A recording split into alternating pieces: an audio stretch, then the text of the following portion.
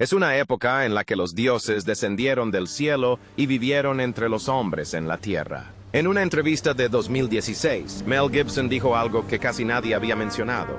Explicó que la iglesia institucional siempre ha determinado lo que el público puede creer, y que algunos textos se han ocultado no por ser falsos, sino por ser peligrosos para quienes ostentan el poder. Durante años, estudió obsesivamente la pasión de Cristo, profundizando en escritos del siglo I, la historia de la iglesia primitiva y el contexto político de lo que se incluyó en la Biblia y lo que se suprimió silenciosamente. El texto al que volvía una y otra vez era el que más le inquietaba. Un libro que había sido sistemáticamente borrado del cristianismo occidental durante más de 1700 años. ¿Qué conocimiento es tan peligroso que las instituciones han dedicado 17 siglos a asegurarse de que nunca se lea? Es una pregunta que Mel Gibson no podía ignorar, y esta película la responde en nombre de un hombre que nunca murió. Los padres de la iglesia discrepan sobre la interpretación de Génesis 6. Los hijos de Dios vieron a las hijas de los hombres. ¿Quién era este hombre? ¿Qué experimentó? ¿Qué conocimientos poseía que lo diferenciaban de los demás miembros de este árbol genealógico y dejó algún legado? La respuesta, registrada en un texto de más de 2000 años de antigüedad, es sí, dejó un libro completo. El libro de Enoch no es un documento breve, es un relato extenso y multifacético de visiones, viajes celestiales, encuentros angélicos y revelaciones cósmicas que a la mayoría de los cristianos nunca se les ha permitido leer. Describe los viajes de Enoch a través de mundos ocultos, sus encuentros directos con seres divinos y su testimonio personal de eventos que cambiaron la civilización humana.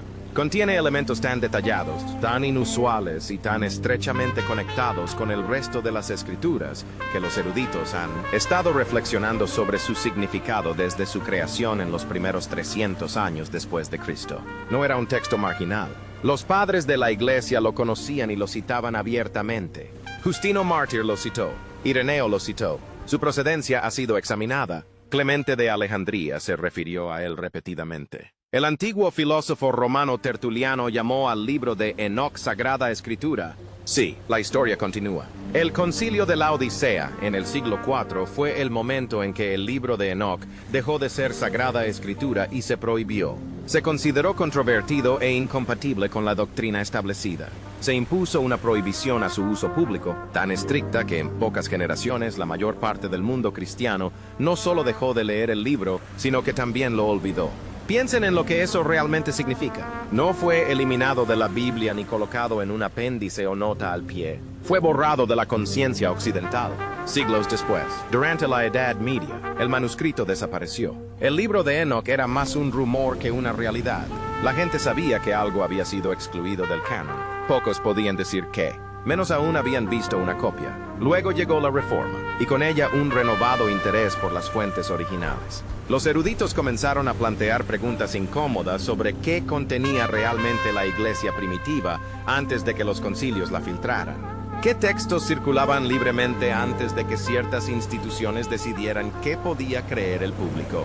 El interés por el libro de Enoch ha resurgido discretamente, pero nadie ha logrado encontrarlo. Han aparecido falsificaciones que, aprovechándose del deseo por lo prohibido, se hacen pasar por el libro de Enoch perdido, pero no superan ninguna prueba de autenticidad. Resulta que el manuscrito original se conservaba en un lugar al que no llegó el concilio de la Odisea. A finales del siglo XVIII, el explorador escocés James Bruce viajó a Etiopía. No buscaba específicamente el libro de Enoch. Lo que encontró en la colección sagrada de la Iglesia Ortodoxa Etíope cambió para siempre la doctrina bíblica. 3 copias del manuscrito original, escrito en griego, la antigua lengua litúrgica de Etiopía, han permanecido intactas a pesar de más de un milenio de silencio. La Iglesia Ortodoxa Etíope había protegido el texto incluso antes de los concilios de Roma y Constantinopla, que determinaron qué debía considerarse parte del cristianismo.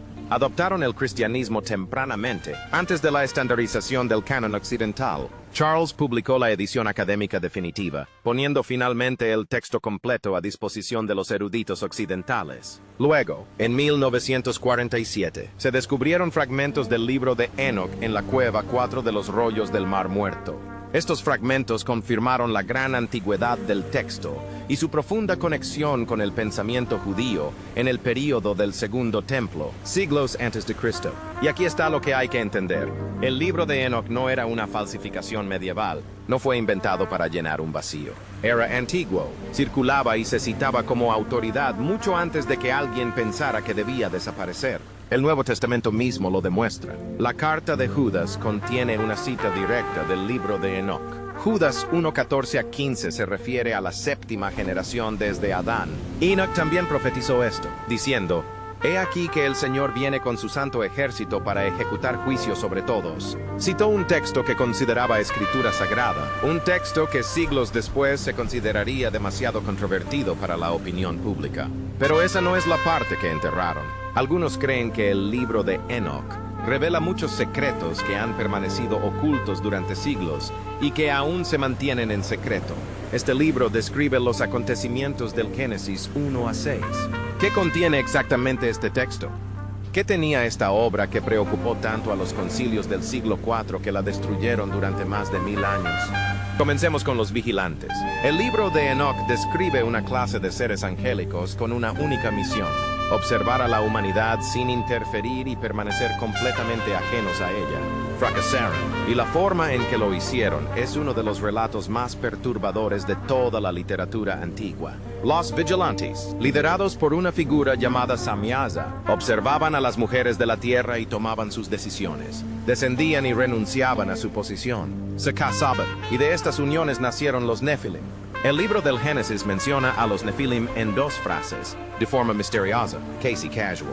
El libro de Enoch completa todas las lagunas que deja el Génesis. Y lo que completa es perturbador. Los Nefilim eran gigantes, seres de fuerza física catastrófica, que devoraban todo a su alrededor cuando la comida escaseaba en la tierra. Atacaban a los animales cuando estos desaparecían. Atacaban a los humanos. Su presencia perturbaba el orden natural en su esencia misma.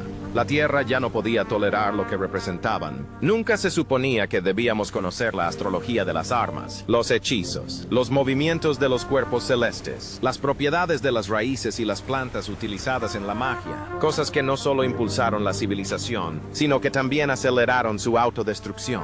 Y aquí es donde la cosa se pone rara. Enoch describe a los guardianes como poderosos y radiantes, que irradian luz como la superficie del sol. Describe su transporte como carros de fuego con ruedas giratorias. Parecían resplandecer, retumbando por el cielo, cubriendo distancias a velocidades incomprensibles. Describe cómo fue llevado personalmente a reinos ocultos, lugares secretos en la tierra y en el cielo, completamente fuera de la percepción humana. Los teólogos los interpretan como imágenes de ángeles. Sin embargo, eruditos como Erich von Däniken señalan descripciones casi idénticas en textos sumerios que representan a los Anunnaki.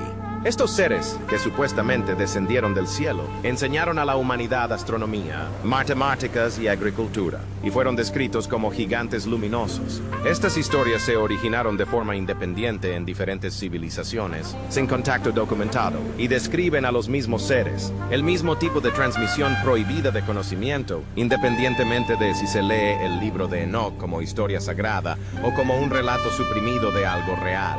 Historias paralelas que abarcan milenios apuntan a algo que ha dejado una huella demasiado profunda como para ser explicado o comprendido. Hallazgos arqueológicos de varios continentes documentan restos y cráneos que superan las dimensiones humanas normales, descubrimientos que la arqueología convencional aún trata con cautela. El libro describe un hecho real. Enoch predijo un diluvio.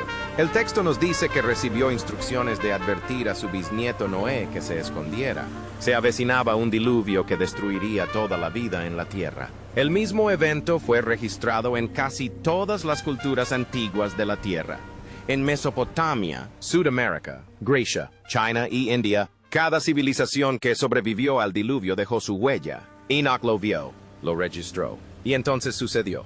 Ya sea que datemos el diluvio según la cronología bíblica literal o según un evento geológico de hace unos 0,000 años, cuando el nivel del mar subió catastróficamente e inundó las costas, las similitudes son sorprendentes. La visión de Enoch de la destrucción total y la supervivencia de una sola familia se corresponde con algo muy real. Cada continente habitado aún conserva el recuerdo de este evento. La pregunta es, si el libro de Enoch, que contiene visiones oníricas, fue escrito antes del diluvio y describe con precisión milenios de historia humana posterior, ¿por qué las personas que prohibieron este libro estaban tan empeñadas en impedir que lo leyeras? ¿Qué descubrió realmente Mel Gibson? Concluimos que Gibson se guió por años de investigación documentada sobre fuentes bíblicas, la historia de la iglesia primitiva y la política institucional de la formación del canon. Y aquí la historia se detiene en la antigüedad y comienza con el presente. En entrevistas documentadas sobre la narración de la pasión, Gibson argumentó públicamente que el cristianismo institucional había controlado durante mucho tiempo el acceso al conocimiento, amenazando así su propia autoridad. La pregunta a la que volvía repetidamente no era si los textos suprimidos eran auténticos, sino por qué algunos textos fueron suprimidos mientras que otros, con menor credibilidad histórica, se conservaron. La respuesta no era teológica. Esto era de naturaleza política y estaba directamente relacionado con el poder. La principal razón de la eliminación del libro de Enoch radica en disputas sobre la autoría e inconsistencias teológicas. Los estudiosos señalan que el texto probablemente fue compilado por varios autores a lo largo de los siglos y no fue escrito por el propio Enoch. Hay detalles que contradicen las escrituras canónicas, como el énfasis en un personaje llamado Azazel en lugar de Satanás. La idea de que los ángeles caídos pudieran preservar el camino a la salvación se considera una de las principales razones de la falsificación. Estas inconsistencias son reales, pero la investigación documentada de Gibson apunta en una dirección diferente. Él argumenta que las inconsistencias fueron una excusa, no una razón. La verdadera razón radicaba en algo que los concilios nunca quisieron registrar oficialmente. Esto se hace evidente cuando examinamos el impacto del libro de Enoch en el lector. Ofrece al individuo amplias oportunidades para reflexionar sobre el contenido del texto. Encuentros directos con seres divinos que no requieren ni sacerdotes. Incluso hoy, esta práctica está muy extendida en instituciones que durante 1700 años han declarado repetidamente que el libro es demasiado peligroso para leer. Gibson concluye que esta fue la razón de la prohibición del libro de Enoch, no ángeles ni gigantes. La suposición de que la corrupción persiste explica por qué Etiopía lo preservó. El libro de Enoch pudo haber sido el primer registro escrito de la humanidad. También pudo haber inspirado el libro del Génesis. La preservación del libro de Enoch en Etiopía no es una coincidencia, es la prueba más importante de toda la investigación. Etiopía adoptó el cristianismo en el siglo IV, casi al mismo tiempo que los grandes concilios de Roma y Constantinopla unificaron el canon occidental. Pero Etiopía estaba aislada geográfica y políticamente de estos centros de poder imperial. Los edictos que reestructuraron el cristianismo occidental nunca tuvieron la misma autoridad. En Aksum, la iglesia ortodoxa etíope creó su propio canon, más completo, más antiguo y menos influenciado por la presión política imperial. Incluyó sin reservas el libro de Enoch. Gibson considera esta contradicción crucial. La iglesia etíope no suprimió el texto porque nunca estuvo sujeta a los mismos mecanismos políticos que llevaron a su supresión en otros lugares. No preservaron el libro, lo copiaron, lo protegieron y lo trataron como un texto sagrado durante más de 1500 años. Esta contradicción revela la naturaleza de la supresión. No se trataba de un conocimiento espiritual universal, ni de las decisiones de individuos en ciudades específicas bajo una presión política particular. Se trataba mucho más de la consolidación del poder institucional que de la autenticidad del texto que estaban borrando. Una pregunta que es mejor dejar sin respuesta. La conclusión de Gibson, respaldada por años de declaraciones públicas e investigación, es inequívoca. El libro de Enoch no fue prohibido por ser inauténtico. Fue prohibido porque era demasiado auténtico, demasiado detallado en su descripción de la naturaleza del mal, demasiado preciso en su descripción de los orígenes de la corrupción, demasiado explícito en su referencia a una lucha espiritual constante que la religión institucional debía mantener abstracta. El libro, distante y ciertamente teórico, nombra los mecanismos de la corrupción, Gibson rastrea el mal no hasta algún principio moral vago, sino hasta las decisiones específicas de individuos con poder específico que abusaron de él y se negaron a dejar que las consecuencias quedaran en el pasado lejano. Sus consecuencias trascienden la historia humana. El libro de Enoch también describe la arquitectura de los cielos, los nombres y funciones de los seres angélicos, la organización de la autoridad divina en diversas áreas, el conocimiento como poder dentro de sus límites y cómo las autoridades religiosas se erigieron como únicas intérpretes de la realidad divina. Los creyentes comunes simplemente debían confiar en la institución que se atribuía dicha autoridad. La publicación del libro de Enoch marcó una liberación de la idea de que Enoch, un hombre común, viajó personalmente por los cielos. Obtuvo este conocimiento directamente, sin sacerdotes, sin consejo, sin permiso, y que este acceso podía estar al alcance de cualquiera lo suficientemente justo como para seguir el mismo camino. Esta idea sigue siendo peligrosa hasta el día de hoy. Así pues, el libro permanece excluido, tachado de apócrifo, tácitamente rechazado, mientras que la Iglesia Ortodoxa Etíope lo ha tratado como escritura sagrada durante más tiempo que el canon occidental. En su forma actual, el libro de Enoch ha sobrevivido a todo lo que se le ha impuesto, a las prohibiciones de los imperios. Ha sobrevivido a 1000 años de olvido porque una iglesia en un país se negó a dejarlo perecer. Conservó copias hasta que un explorador escocés cruzó su umbral y el resto del mundo finalmente descubrió lo que se le había ocultado. La investigación de Mel Gibson apunta a un patrón mucho más amplio que el de un solo texto antiguo. Cierto conocimiento se oculta. Ciertas preguntas se suprimen. Ciertos libros se consideran peligrosos, no porque sean falsos, sino por las consecuencias si suficientes personas los leen. Una cosa es innegable, fue ocultado deliberadamente, y las razones oficiales para su eliminación nunca han resistido un escrutinio honesto. La pregunta de Gibson, que da origen a toda esta investigación,